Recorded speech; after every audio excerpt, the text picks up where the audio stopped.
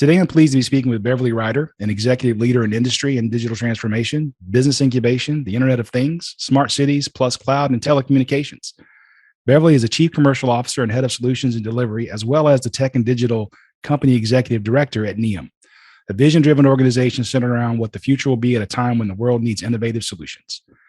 For more than 20 years, she's run international and domestic enterprise organizations with Fortune 350 companies and above, as well as more than 6 years as CEO of an Internet of Things and machine-to-machine startup. She's passionate about family, travel, and giving back, and we're lucky to have her join us today. Beverly, welcome. Thank you. I'm glad to be here. It's quite the introduction. Thank you to my team. We have no time left now for the interview. No, just kidding. Oh, my goodness. So let's start with some background. You have such an impressive bio and extensive leadership experience in several industries. Let's start with NEOM. So what exactly do you do, and what's the vision and mission of NEOM and the work you're doing to build a new model for sustainable living? Yeah, NEOM's it's a concept that Saudi looked at for how do we create a new world in a new human environment that's sustainable living, takes away all reliance on carbon, and really looks at if we were going to have the perfect human experience in the future, what would that look like? So the art of the possible. It's interesting, though, because I've never been in an environment before where you could look at the art of the possible and work backwards from it. And so having all these different entities. So there's about 55 nationalities when I started. I think there's now 80 nationalities. And so we all come with our own bias, our own thought processes to have that melting pot of ideas. It's like a think tank of let's bring it all together and see what we can come up with. So it's it's new and shiny objects, or what people used to call the bleeding edge. But at the same time, it's taking human concepts and extrapolating them out to how do we have that society 6.0. Yeah, I've been reading about it on the website, and it's really fascinating with the whole line you have, and everything will be within a certain distance, walking distance, no cars, the automated ports. I mean, just it really is what's possible. And let's give it a shot. It really is. We have dogs that walk around that are robots. We have little scanners that come through and scan every object to make sure that we know where everything is so nobody knocks into anything. We have autonomous buses that drive around. We have floating taxis, basically like helicopters that take people from place to place and packages. There's a hologram. You can make a hologram of yourself when you come into camp and see your hologram in one of the offices. So it really is the art of the possible, but using the art of the possible to actually create sustainable growth in all of the UN sustainable goals. Oh, nice. Very nice. Yeah. So tell us more about the path that led you to where you are today. Oh my gosh, I can't even tell you how I got here. It took about a year. I got a phone call. Somebody had seen me on the internet and something that I was speaking about. And I really like to blend human-centric concepts with technology and to figure out where that intersection is and how do you make humanity better rather than how do you take away from humanity by having technology. It's a pretty big passion of mine. And so being able to do that and then blend in sustainable practices. So for instance, if there's a hyperscale data center, it will be a green hyperscale data center. And how do you actually do that? If you're doing desalination, it's going to be a green hydrogen based, solar powered green hydrogen, right? So everything had the next wave of green and sustainability in order to make the technology successful and to make the human experience more successful. Wow. I mean, as I was talking to you offline, we do a lot of work with the Olympics for one of their major sponsors, and Toyota's being another one of the major sponsors, and they're looking at hydrogen vehicles. And so it's pretty fascinating. I actually worked on that today with Hitachi. So yes, so you know all about it then. Which might be why they came after me. Who knows? It could be. Yeah. So to answer your question more realistically, I've had a very zigzagged career. I tend to say yes. It is my favorite thing to do. If I have a couple of the items out of the 10 that people are looking for, I think I can learn the others. I don't know why I was born that way. I just was. I love a challenge and I get bored super easy. So I like big, complex problems. I believe that I've done things in the past to be proud of, but I was looking for my last position because I'm retiring at the end of this. I looked for my last position to be something where I could truly give back on more of a worldwide basis. And that's why I said yes. It took me a little while to convince my family to move to Saudi Arabia, which is the only reason it took a year, but I was in from the beginning. Yeah, I read about your background, and you're a lawyer, or you went to law school. I'm not sure that you ever practiced, but both. Yeah. So it's it's interesting when you have that kind of that's kind of how my background was. I took forever to get out of college, and my boss at the time said, "What are you going to tell people when they ask you why did it take you 7 years to get out of school?" I said, "I was here to get an education, not a degree. So Oh, if there was something I wanted on science fiction, I wanted to take it. There was something over here I wanted to take, I took it because I wanted to learn." So it sounds like wow. kind of That's your a career, great answer, actually. Yeah. sounds a That's bit like yours. no, I do. I believe in learning as well. I don't know. I don't like to go a day without learning something new. I watch a lot of stuff now because we have different media avenues than I had earlier in my career. I used to read I was a voracious reader, and anything I could get my hands on, I would go see people public speak. I was really into that. Any conference, I would be the one in the front row waiting for the keynote to come on and impart some word of wisdom. I just think through that, it's created in me also that wanting to give back all the things that I've learned. Like I'm super big on financial education. I feel like we don't train that in the world. And I think that it's something that if we did more of, people would understand what's happening in their lives as well as elsewhere. So it's just like things like that. I get hooked on like a topic, and then I'll learn everything I can, and then I go to my next one. Recently I got hooked on the tax code. So I read the tax code. So it just depends what tickles my fancy that day. That's a rabbit hole I can't imagine going down. So It was really interesting. it's a pretty voluminous too, right? And it's not a short code.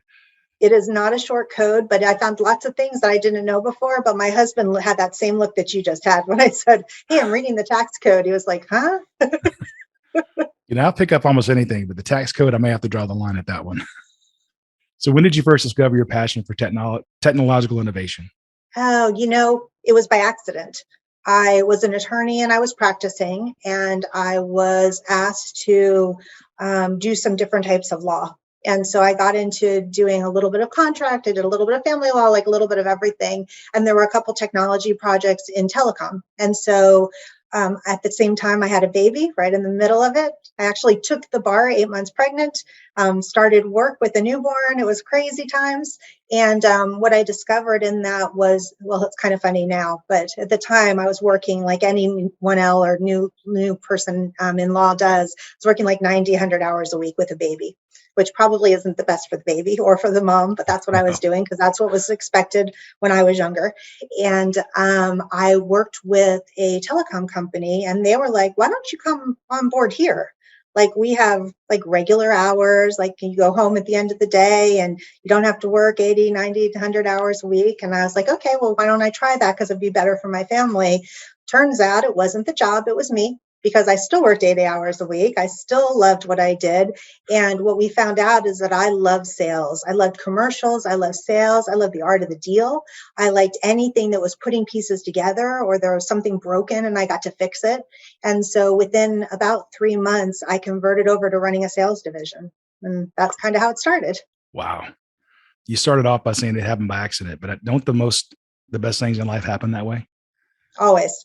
Best things that have Serendipitous. ever happened to me. Yep. Yep. I love serendipity. I'm with you. What has been the most surprising thing about your career or leadership journey so far? Mm. I think that you're capable of more than you think you are. There's always more in the tank.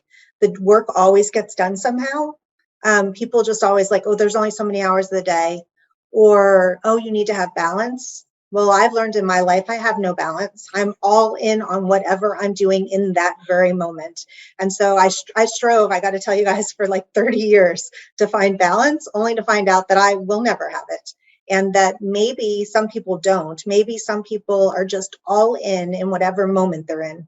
And maybe that's okay. Maybe you don't have to be the best at everything at all times. So it's taken me a while to figure that out. But that's my biggest aha.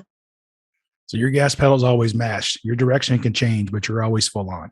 I see. I really am. Yeah. I did learn that I don't have to bake every cupcake. That's a new thing. It took me to like seniors in high school for me to figure that out for my kids.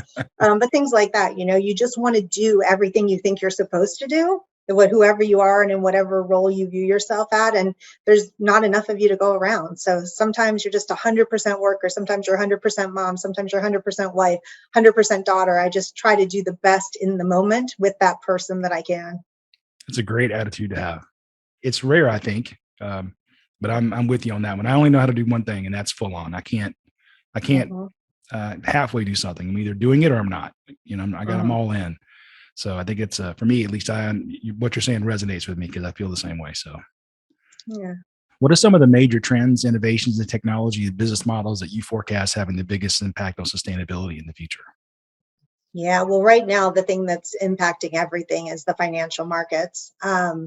Across the board, the way that we're looking at money, the way that we're looking at cryptocurrency, the way that the recessions or potential recessions, depending on who you talk to, are impacting the inflation rates. All of those things, I think, right now are impacting all of innovation as well as all of the entrepreneurial talent we have out there. I also think the limited availability of entrepreneurial talent in certain regions is having a massive impact and something that we need to address by figuring out how, in this new post pandemic world, we can have people that work together but might not necessarily be in the same place. And how do we create a teaming environment in that type of scenario? How do you create camaraderie and collaboration and trust and humility? Because I also find that that's lost in that new scenario. Everybody has to make their mark rather than working together and doing the common good. And then I also think just this idea of technology moving so fast that we can't keep up with it. And the lack of understanding between generations of how technology is being imparted. It reminds me, I just never can forget my grandparents hating my mom's rock and roll. And then, my mom, not necessarily understanding that new age music. And now me not understanding rap. It's kind of, every generation there's something like this. And I think technology is also that.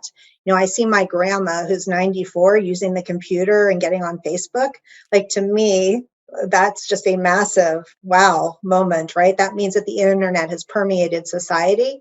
And I believe that other things that are happening right now, especially the metaverse and cryptocurrencies, are going to do that as well. This NFT phenomena that we're having, the people that understand it versus who don't, I just think it's the next generation and iteration that's going to surround the innovation community. Let's poke on that a little bit. I'm a little concerned personally. I'm a people person, and I like being face Yeah. to face. And Hmm. virtual works, for some things. But one of the things I've been concerned about for somebody who's a new employee that came on board during the pandemic, never met their coworkers, and I Yeah. wonder how, how do you learn the company culture when it's all remote? Because we know that to me, company culture is what happens when nobody's looking. What happens when the guy gets off the phone and hangs it up? Does he say Yeah. something negative about the customer or frustration? And so you don't see those things obviously when you're just on Zoom calls here and there. And I worry also about mentoring. Who's going to mentor these people? How does that work in a fully virtual world? So I'm curious what your thoughts are. Yeah, well, I don't actually think we can ever be fully virtual. I know there's people that believe we will be. I don't. But I will tell you how I handled it, and also where I see strengths and weaknesses, even in myself. So when the pandemic started, I'm a driver. Obviously, it's pretty prevalent in my the way I talk. Even I wish it wasn't. I wish I was softer. But one of the things I didn't do normally with my team was I didn't start a conversation with "How was your weekend? How's your daughter? What did you do on your vacation?" Occasionally, I would on those people that have been on the team for a long time, but I just didn't have that. I don't know, that ability at the beginning to talk about all that stuff. And what I noticed during the pandemic is people started to shut down, and the work product and the ability to get work done was decreasing as a result of feeling isolated. And so we started to have these Zoom calls where everybody would be on there, and it was like, the ticker tape, there's just one after another rows of people. And that wasn't working either, because then it was like, I just am going to shut off my video. And people started to shut off their video. And so I had to find ways to bring people together. And I found the only way to do that was to make it personal. It's really similar actually to how I do my public speaking, but I never even noticed it in myself before this, is that by sharing pieces of me or my fears or what I was having trouble with or what my family was struggling with, it allowed other people to talk. And by exposing themselves, they felt part of the team all of a sudden. And everybody would gather around those people that were having trouble, and they would call them and they would give them extra attention. And that brought the team together, and that allowed us to become more of a family than we'd been together for almost 4 years at that time. And it made us a family all of a sudden instead of just a team. And I think that was a way to overcome it. But it took a little bit of risk, right? It took a risk on my part and my whole entire leadership team to follow me into a way that they'd never worked with me before and just to trust me. And I basically said, hey, I don't know if this is going to work, but we got to do something because we have members that are struggling and they need us. And where else are they? Like, they live alone. We're their only contact to the outside world. So that was one thing that I saw that worked in some cases, not in all. And then the thing that I've seen since that is the lack of ability to communicate with, like cues from people, their facial expressions, their body language, all of those things is so very important in day to day. And somebody can fool you for an hour on the phone, like even interviewing. I hired a bunch of people during the pandemic. I made a lot of mistakes because I couldn't see the body language. I couldn't see them. I couldn't really feel them in person. I couldn't feel that energy they were putting off or not putting off. And I trusted the resume in a 1 hour or 2 hour conversation.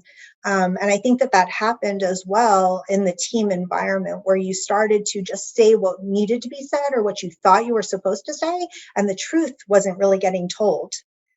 Right. And so what we did, and what I've seen implemented in others that I copied, was I started demonstrating mistakes. And it's weird. I know it sounds counterintuitive, but I would make a mistake and I would share it. Or I would have one of my team members, I'd be like, hey, this didn't work out. Can we talk about it as a case study? Let's talk about it. Let's make ourselves examples so people feel comfortable bringing the bad news and not just the good news, because it also seems to be one of the symptoms of having a virtual environment. Yeah, I think that for me at least, bad news is always bad. But as a manager of a project or manager of a team, I'm actually okay with bad news as long as you tell me when you learn about it. What I don't like is bad news you've known for months, and now you're just telling me because you kept hoping it would go away or you'd fix it.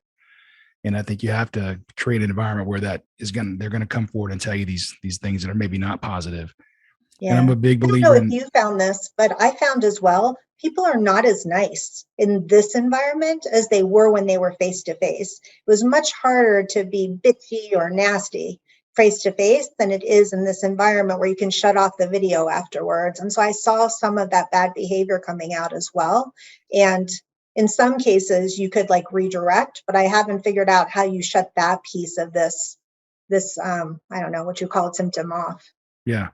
I think the other thing with virtual as well is I'm a big believer in what you said. Body language is huge, and you can only see a certain amount on the call, and you can't see what they're doing. If they're tapping their foot because they're nervous or they're bored, they're looking down, and you don't know if they're taking notes or playing Candy Crush. I mean, there's so much you can't really see. And I mentioned earlier, but I think before the call we were just chatting, and I mentioned Sherry Turkle, who is one of I love her, and in her book I read there's studies that show that we make connections when we see eye to eye. Yeah. And what's interesting is right now it appears I'm looking at you, but I'm looking at the camera and I can't. You're way down here on my screen. So if I want to look at you, I have to look down. Now I've lost eye contact. So it looks like you're not looking at me, right? Exactly. So it's like I'm not lost interest, but I'm super interested because I want to see what you're saying, how you're saying it, what your facial expressions are. And these are all the challenges we're going to have, I think, for some time in a fully virtual world. And I'm with you. I don't think they will ever be fully virtual. There are some jobs that cannot be done virtually, and there's some teaming aspects that you have to have some close contact with people. I was listening to Simon Sinek, who's one of the people that I listen to and that I really respect. And one of the things he was sharing about my son's generation is that they're always virtual. And I would have told you up until just a couple of years ago that they don't have a lot of social skills. They have social skills when they're at school or when they're, with their friends, but they spend the majority of their time online. They just do. It's an epidemic. What I didn't realize and what he made me rethink about, and then I kind of dove in with my own, is the interaction and the true relationships that have been created in that environment. And I don't mean, okay, I met some 40-year-old man and it's weird. I mean, in the way of, they made friends with people their age in their community at school, and they're talking nonstop. And they'll talk for like 8 hours and they'll talk about everything under the sun.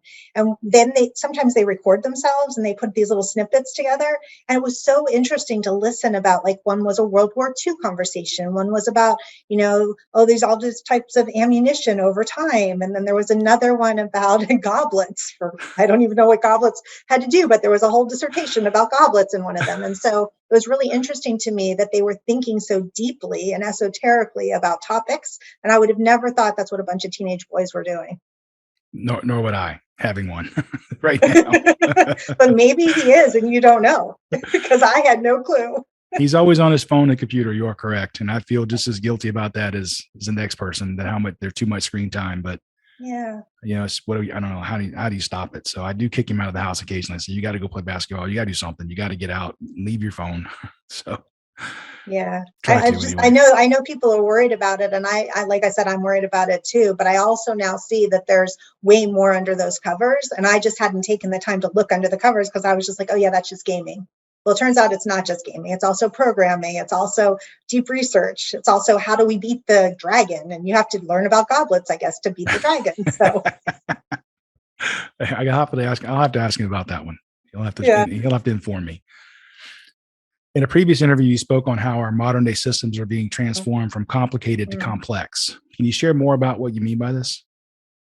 Yeah. So up until now, things have been complicated, right? It would mean there's 3 steps to go through to get to the end result. I think that as we add things like blockchain, as we add the cryptocurrency on top of the blockchain, as we add NFTs and things that are other types of assets, we add different versions of ourselves. It's not just me in the flesh. It's me on video. It's me as a hologram. It's me as a robot. For gosh sakes, I don't want ever one of those, but I know people do. There's avatars, right? And so there's all these things. I even have a Bitmoji now. There's all these versions of self. And as there's more and more versions of self and more things, technologies underlying those, I think that it becomes incredibly complex, and so complex that the human mind can't think fast enough to keep up with that change or even to understand what's happening. And so my concern, and why I'm really focused on these human-centric elements, is how do we allow for the good in that while not allowing the bad in that to take over? I'm not a conspiracy theorist, and I don't think computers are taking over the world. So nobody take me wrong, please. And I'll get emails about it, I know. But I really do worry that supercomputing and the ability to think so fast in that electronic forum takes the everyday man out of a lot of equations, maybe out of investing. No longer will people do, okay, I'm going to buy Coca-Cola stock because it's a blue chip and I know it and I like it, because now the computer will decide what has an up day and what has a down day. So I think across the world, that complexity, getting so complex and getting it to the level of human interaction and the average person not understanding what's behind what they're doing, to me, that's a worry. Essentially, you would think maybe that's not the case, but I read an article, it's been several years ago now, that some of the investment firms, they'll pay extra money to make sure that their location is closest to the exchange because their internet will take 1/10 of a second faster to get there, and their trades are executed quicker. Just stuff I never would have thought about. It's crazy. Right. And if I have $1 trillion fund and I decide I'm going up today, I'm going to buy a lot and I'm going to push the price up. And if I'm not, I'm going to push it down, and my computer is going to allow me to do that faster. I'm going to put in my trade. It's going to go to my broker, who's going to put it into their computer and make it. And then it's going to come back. By then, that other computer already decided the outcome for me. And I actually have no say in that. And maybe I never did, but at least I thought I did, and I could understand the concept. And I use this one and I'm not saying anything about the trading markets. I'm using it as an example of what supercomputing may do. But supercomputing will do that in all different areas. We have oil prices, we have commodities and the amount available. We have transportation that's run by computers today, and very advanced computers. So every part of our life has some sort of that technology in the background, and it's becoming so complex. And for me, cryptocurrency is super interesting. Now, I love the idea of it. I love blockchain. I worry that when complexity happens, that complexity will be able to overcome the blockchain. And then what do we do? Is there a solution for that? Those types of things. Your mind is deep. That's awesome. Regardless of industry, when you're in an executive or in a C-suite position, you're in the people business. As someone who, without her career, has managed 1,500 plus employees, what have you seen be the key to cultivating high-performing teams? I think trust is the number one thing, that your team believes in you, believes in the mission, believes in the company. And sometimes they don't believe in all three at one time. Sometimes you have Right. to get them there, or sometimes you have to overcome together, but it has to be a team. There's no way to do it on your own. And you have to, I believe, at least, I manage every individual that works for me differently, because if you manage them the same, they're not the same person. So every person is motivated differently. Everybody has different objectives. Everybody has different career aspirations, and everybody needs a different type of mentoring. So it's really important to give the time, and it's not easy to give the time. So I'm not saying that it's easy, because it's not. And sometimes I fail miserably in this area, but I really think it's that teaming and making every single person that's on the team feel like they should be there. They're an integral block, no matter where you are in the system, and that there's a complete, like I have a complete open door policy, and we don't have hierarchy. Anybody can come to me about anything, and if they ever feel like they can't, then I've screwed up. Right. Right. Yeah, I'm a big believer in teams as well. To me, it's you win or succeed or lose as a team, right? No one single person. And you think about sports as an analogy. Well, what's a singular sport? Well, let's look at golf. Well, there's a caddy, right? So that's not really singular. Okay, tennis. There's a coach. Yeah. So really, if I'm driving a race car, Formula One, there's pit crew, The whole crew. mechanic. Yeah. I mean, everything there's a team aspect to everything that we do. And if when any one piece fails, then probably the whole thing will fail. So we win together. Big, Yeah. big fan And of teams. also, the leader should take all the blame and give away all the credit. And 100%. I see a lot of leaders, beating their chest these days. And I really don't think that's, it's your job to take the hurdles. And if your team has issues or has problems or made mistakes, that's on you. But to take away their glory, it should go to the team members that actually did that act and created that success. Yeah, that's one of my personal mantras as well is anything bad I must have caused, anything good was the result of the team's effort. So I'm a big Yeah. believer in that. Right. And I think your Yeah. teams appreciate that as well. Now, I also take my team everywhere I go, which I'm sure I warn my employers when I come, like, I'm coming, I'm staying, this is what I'm promising you. But no, I'm going to bring my team. And if I ever leave, other than retiring, I'm going to take my team with me. I'm pretty open about it, because I just believe that once you find that right inner workings, you can add and subtract people, but to have that core people that understand each other and trust each other and believe in each other, it makes you hit the ground faster and be more successful quicker. This actually, I think, ties back into the earlier question as well. But have you seen this evolve at all during the pandemic? This idea behind trust and how it works. And I guess it kind of ties back into your early answer of Well, yeah, people followed me to Saudi Arabia. I mean, that's a during the big one. I got to pandemic. tell you, that's that's a pretty big one. I got to give you that. You got I, something I going mean, for you for I sure. don't know if that, to me, I asked and I was like, you can easily tell me no. I would totally understand. I know this is so foreign. You're going to think I'm crazy, but this is what I'm thinking about. And I told everybody probably 6 months before I made the announcement. So not only did nobody share, but everybody I asked came. So I Wow, feel very privileged and blessed. I have a phenomenal team. that's awesome. I mean, what a pat on the back that is to have that kind of trust and people want to follow you wherever you go. That's amazing. Well, actually, I think the biggest pat on the back will be when one of them becomes my boss, right? If I actually have brought somebody along who is my succession candidate and she or he takes over from me, that would be the biggest blessing. That's what people did for me. That's what I hope I'm doing for them. That actually leads perfectly into my next question. So, how has the influence of fellow leaders and role models shaped your Oh, leadership style, and how do you view mentorship today? well, I've been spoiled, straight out spoiled. I'll tell, I don't know how I got so lucky.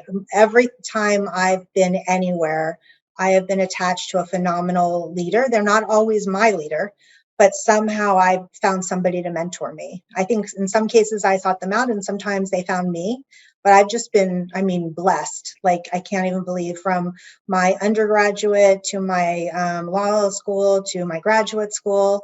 And then every job I've ever had, I don't know. I found somebody who had something to teach me that I really needed to learn. And even today, I have found those individuals out in the market who, where I want to go next. which is retirement, but I don't mean somebody like with a boat sailing the Caribbean. I mean, like, maybe somebody who's on a board that I look to be on, blue chip board. And so that would be something I'd be looking for in the future, or maybe it's venture investing or all these different things that are of interest to me now. It's just really fun, I think, to find those leaders and to learn from them. And like I said, I've been super fortunate. Oh, it sounds like, you mentioned a little while ago that you're kind of a lifelong learner. And something I think is admirable and a key factor to succeeding in leadership roles is that lifelong ability and desire to learn. What do you think some of the best resources that have helped you grow as a professional and as a leader?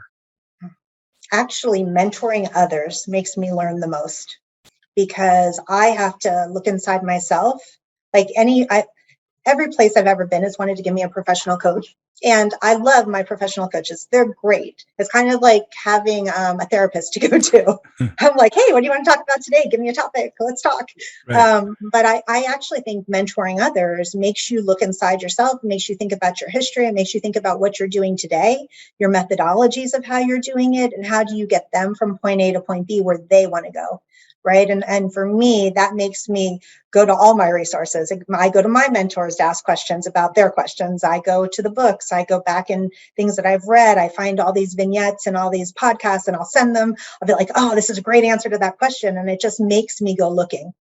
And I really do that like on a weekly basis, sometimes daily, depending on how much I'm talking to that individual and how much they're needing during that week. Well, they say the best way to learn a topic is learn to teach it, right? So when you teach something, you really have to dig into it and understand it, because you can't talk to the next person about it if you don't deeply understand it. Yeah. Sometimes I try to understand it too much, or I'll find like a nuance on the side and I'll be like, oh, now I need to learn about that too. It'd be funny. You and my husband would have an interesting conversation about my little tangents. No, I think that would be awesome. I'd love to, because it's you definitely seem like you're 100% passionate about topic. You really want to learn everything there is about it. You deep dive into it. So yeah, most recently golf, because my husband's doing this golf startup. So he's a serial startup guy. And so they're working on this startup, and it's a golf app. And because of that, I have learned everything you need to know about building an app, which I never had built before. I'd had other people build them. Who does it, how you do it, what's best, what you're missing, what are the glitches inside of an app. I'd never needed to know this, I got to tell you. And now I know about that, and I've learned all about golf. That's another topic I can never get into is golf. Some of my best friends in college were on the Georgia Tech golf team, and I'd go play with them, and I would just hit the ball till they putted out, and then I'd pick up my golf ball wherever it was, probably nowhere near the green, get back in the cart and go to the next hole. I was just there to be with them, not really play golf. So that's why you need a caddy right there. Are there any leadership principles that speak to you personally and guide your day-to-day behaviors? Yeah, I think honesty and integrity are at the top of my list.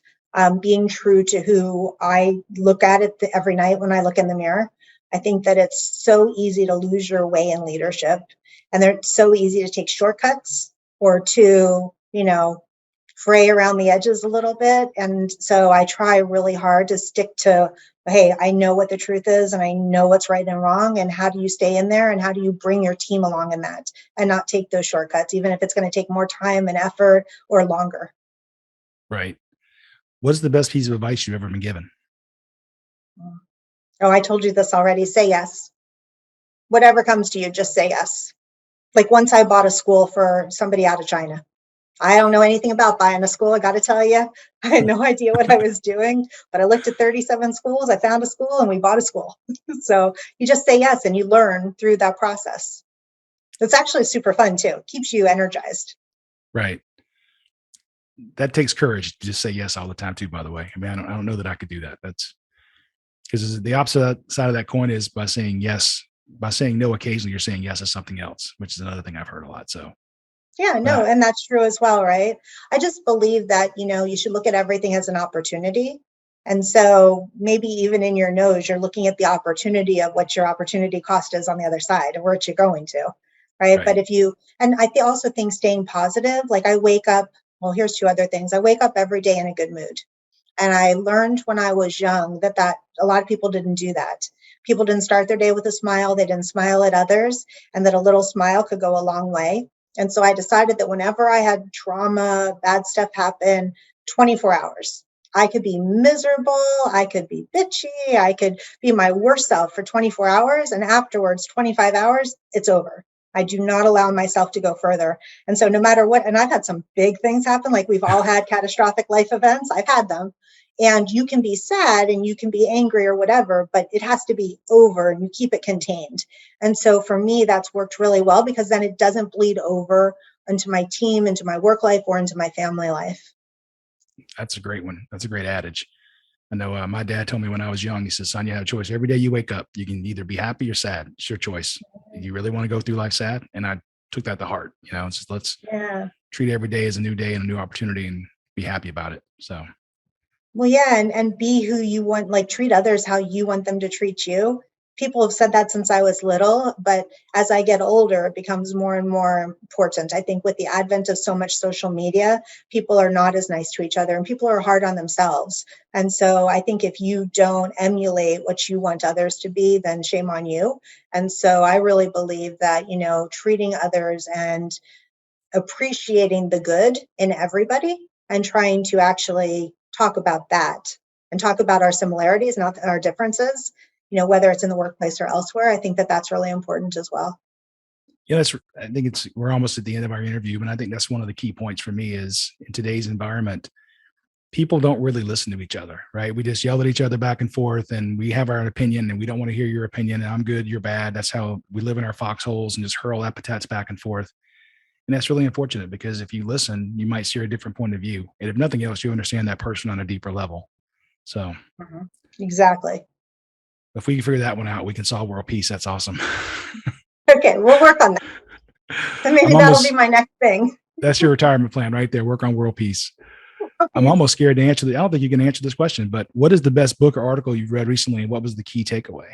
You read so much. I'm not sure you'll have an answer. No, but I'll tell you the best I've ever had. So there's two things. There's two books. One's The Giver by Lois Lowry.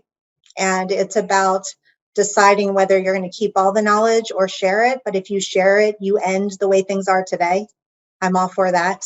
And I just thought it's a very good dichotomy of kind of where the world is today. And the second one, it's a book that some people love and some people hate. It's called The Fountainhead. And it's by Ayn Rand. And I love it because it talks about being the best that you can be and learning and growing and doing the best, even if the rest of the world doesn't understand it yet. And I think if we all had that same mindset, that the world would be a great place. So I haven't read The Fountainhead. I did read Atlas Shrugged. It took me 3 different times picking it up to read it, but I finally got through it. That's a thick book. Yeah. It is a thick. So have you read that one? Atlas Shrugged? Yeah. How does it compare to The Fountainhead? Because wasn't The Fountainhead like a precursor to Atlas Shrugged, if I remember correctly? They're very different from one another, and The Fountainhead is 10 times better. All right. Well, that's on my to-do list for my vacation trip coming up. So yeah, no, it's an amazing book. Howard Rourke, he's my ultimate hero. I'm going to read that one next week. Okay. So what haven't I asked that I should have? I think you've asked everything. I think you did a great interview, actually. Well, it's easy. One of my tests, if it's gone well, is I look down and realize we've gone over time, and I feel like we're just 20 minutes in, and it's an hour. And so, you were an incredible interview. Thank you so much for your time. If people want to learn more about you specifically or about Noam, how can they do that? Oh, so either beverly.rider@neom.com or www.neom.com. Awesome. Thanks so much for the conversation, Beverly. Thank you.